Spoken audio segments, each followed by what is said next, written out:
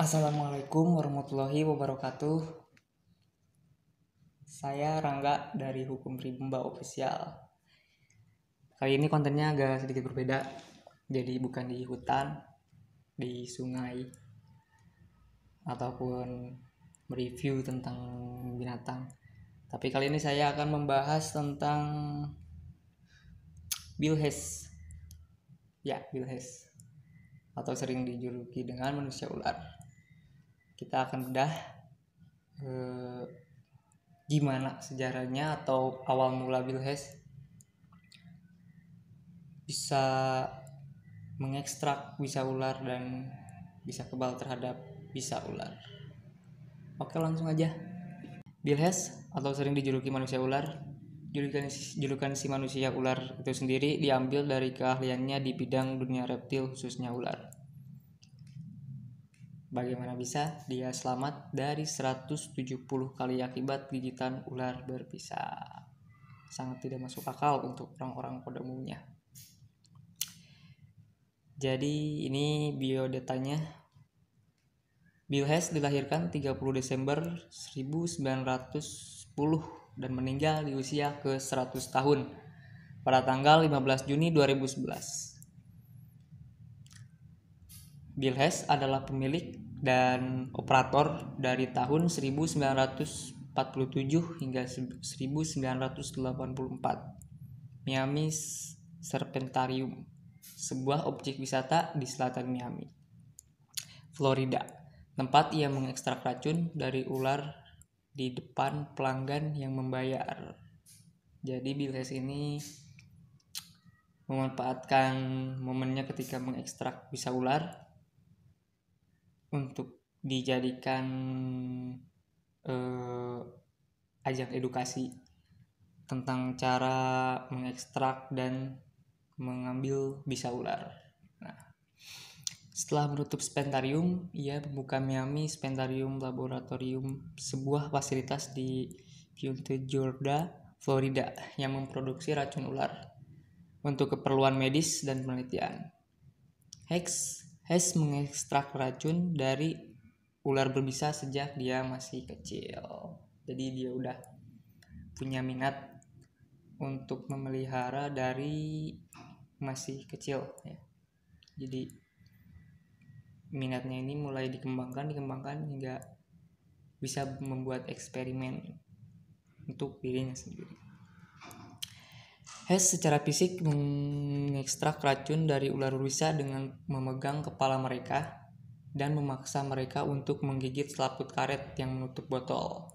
Sebagai hasil dari penanganan ular-ular ini, Hess telah digigit 172 kali pada pertengahan 2008. Semuanya, tetapi beberapa terakhir dipalidasi oleh Guinness Book of Record untuk bertahan dari gigitan ular yang paling mematikan. Sebuah perbedaan Hess tidak suka karena ia tidak berpikir digigit ular adalah tujuan yang harus dicapai atau dikagumi. Dapat disimpulkan sih, jadi bahwa Hess ini sudah cukup matang dengan semua hal yang dilakukannya, bukan semata-mata hanya ingin memperlihatkan gigitan ular ataupun dipamerkan. Jadi dia memang udah ada tujuan untuk mengekstrak atau bereksperimen membuat antibody untuk dirinya sendiri. Dan ini artikel dari Wikipedia. Oke, kita langsung saja ke artikel selanjutnya. Ini kehidupan awal.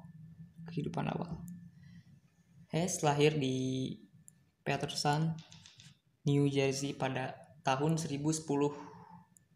Ia menjadi tertarik pada ular saat berada di perkemahan musim panas pramuka. Saat ia berusia 11 tahun, dia digigit untuk pertama kalinya di perkemahan musim panas. Setahun kemudian, ketika dia mencoba menangkap ular dari kayu kecil. Jadi di sini nggak ada dijelaskan detail untuk jenis apa. Ya kemungkinan sih ular derik berarti rattlesnake. Mungkin adalah rattlesnake. atau dalam bahasa ilmiahnya Crotalus cirrus, berasal dari kata crotalon yang berarti penderik dan seistro yaitu gemercing dan jurus yang berarti ekor, kurang lebih seperti itu. Lanjut, dia menerapkan pengobatan gigitan ular standar pada waktu itu, membuat sayatan melintang di atas bekas taring dan mengoleskan kalium permanganat. Aku nggak tahu sih ya untuk kalium permanganat ini apa. Mungkin kalau ada yang tahu bisa komen di kolom komentar ya. Dan kemudian berjalan sejauh 4 mil ke tenda pertolongan pertama camp. Pada saat itu lengannya bengkak dan dia dilarikan ke dokter. Tetapi dengan cepat pulih tanpa perawatan lebih lanjut. Gigitan berikutnya kemudian pada tahun yang sama berasal dari kepala tembaga setinggi 4 kaki. Dia membawa peralatan gigitan ular dan meminta seorang teman menyuntikannya dengan antibisa. Gigitan itu membuatnya dia dirawat di rumah sakit selama seminggu.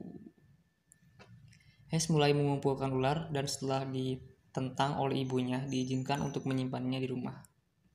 Dia segera belajar bagaimana menangani ular dan menemukan seekor ular dari kayu yang sangat mudah ditangani sehingga dia berpose untuk dipoto dengan ular tergeletak di pangkuannya.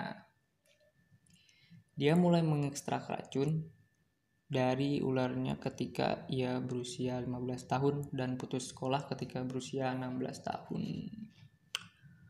Sangat mudah sekali ya untuk seorang Biles, dimana memang umur yang sangat terbilang muda dan telah berkecimpung di dunia ular berbisa atau snake venomous.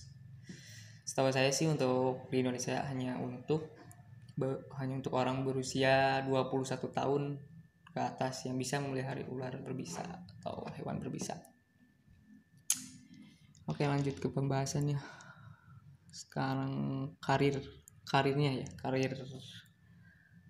Ketika dia berusia 19 tahun, dia bergabung dengan seorang pria yang memiliki pameran ular di pinggir jalan dan pergi bersamanya ke Florida.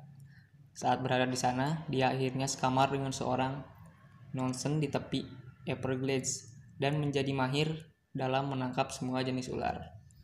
Hess akhirnya kembali ke rumah di mana ibunya telah menyewa tempat konsensi di sebuah resort tepi danau. Hess menambahkan pameran ularnya ke bisnisnya. Di sana ia bertemu dan kawin lari dengan istri pertamanya, Anne. Mereka pindah ke Florida agar Hess bisa mengejar mimpinya membuka peternakan ular.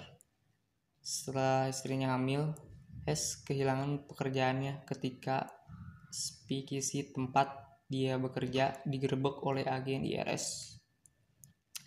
Pasangan itu pindah kembali ke New Jersey, di mana Hess belajar mekanik penerbangan dan disertifikasi setelah 4 tahun. Dengan sertifikasinya, ia pindah ke Miami untuk bekerja di Pan American World Airways setelah Amerika Serikat memasuki Perang Dunia Kedua. Hess menjabat sebagai insinyur penerbangan di pesawat Pan AM yang terbang di bawah kontrak dengan Korps Udara Angkatan Darat Amerika Selatan. Amerika Serikat. Penerbangan ini membawanya ke Amerika Selatan, Afrika, dan India, di mana dia membeli ular untuk membawa kembali ke Amerika, termasuk kobra pertamanya. Kobra pertama. Pada masa itu tidak ada undang-undang yang melarangnya, tetapi para awak kapal tidak menghargainya. Itu adalah kata-kata dari Biles yang sering dijadikan quotes ya. Langsung ke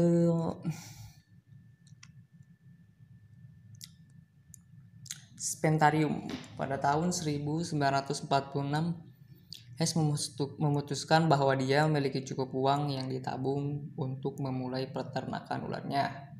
Ia membeli sebidang tanah di selatan Miami, kemudian menjual rumahnya dan mulai membangun Spentarium. Istrinya Anne tidak setuju dan mereka akhirnya bercerai.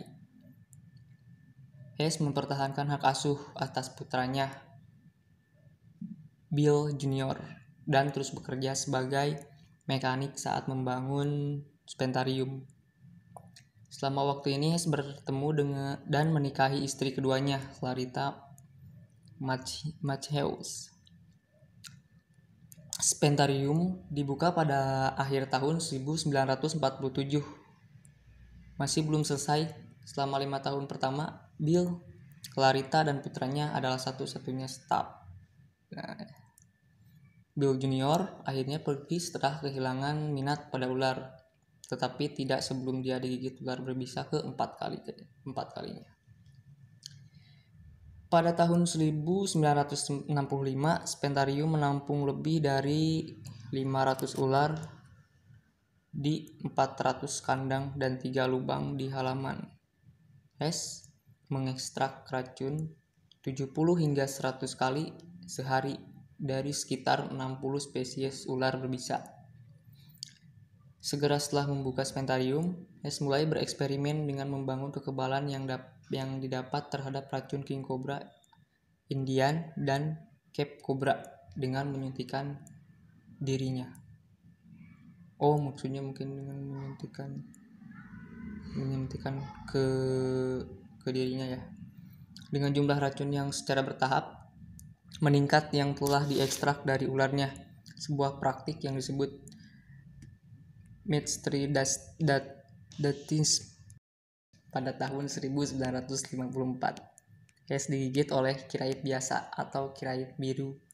Awalnya ia percaya imunisasi racun kobra akan melindunginya dari racun kirait dan melanjutkan aktivitas rutinnya selama beberapa jam.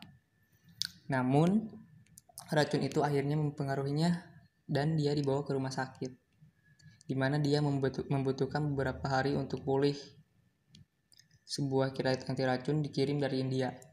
Tetapi ketika tiba setelah penerbangan 48 jam, dia menolak untuk menerimanya.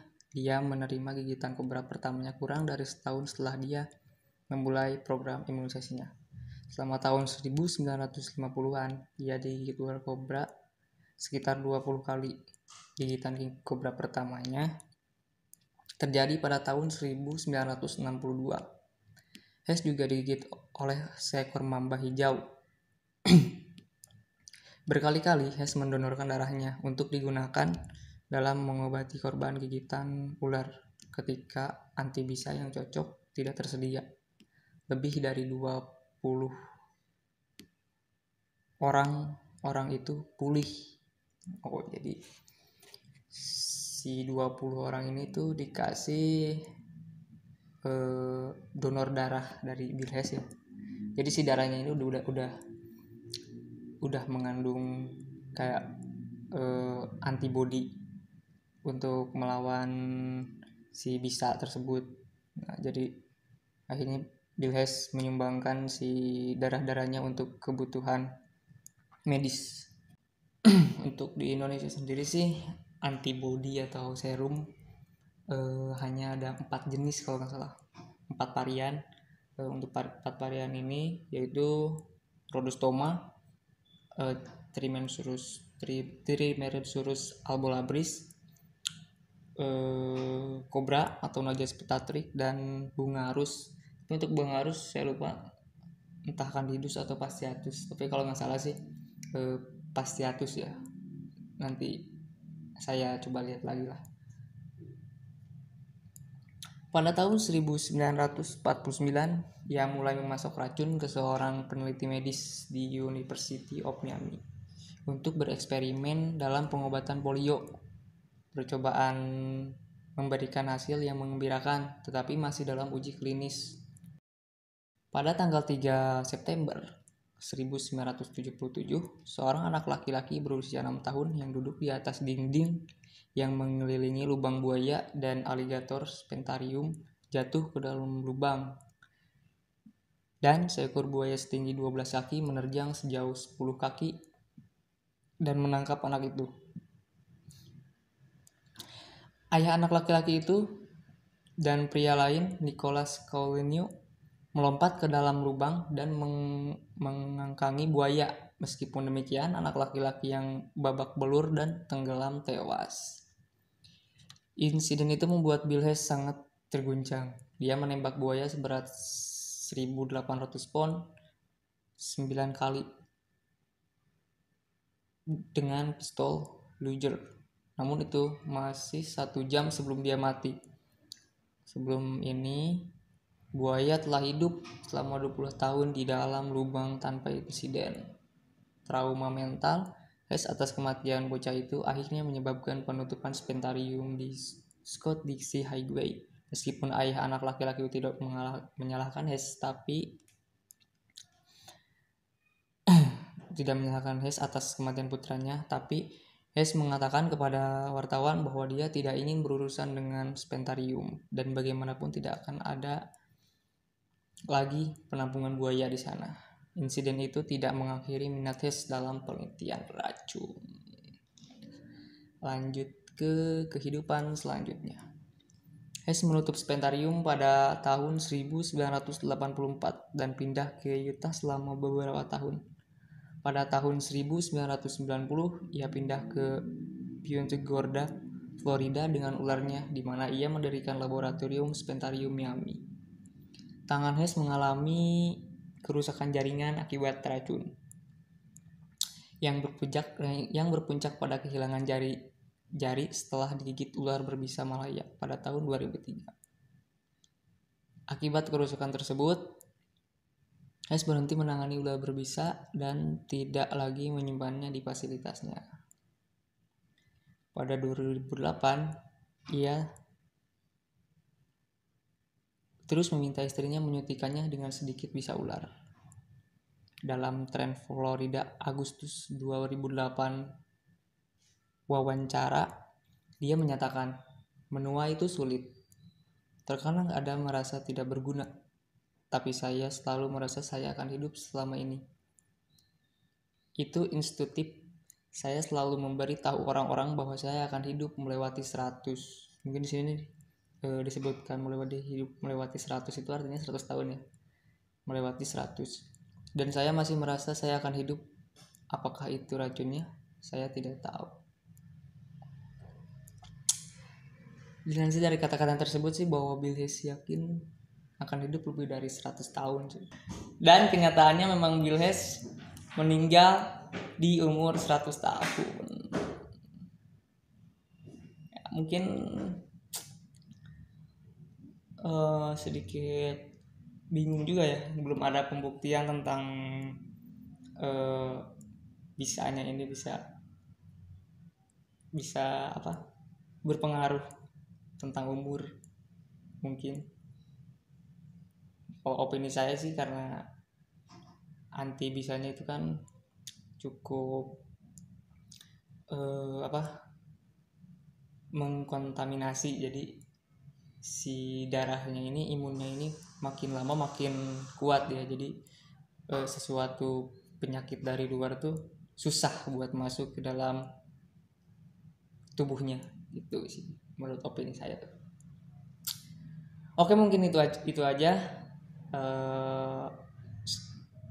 video tentang sejarah atau asal usul Bill Hess dan perjalanan hidupnya untuk bisa menjadi kebal terhadap bisa ular dan mengekstrak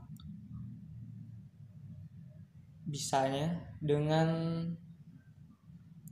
tubuhnya sendiri atau membuat antibodi untuk tubuhnya sendiri. Sekian, wassalamualaikum warahmatullahi wabarakatuh. Bye.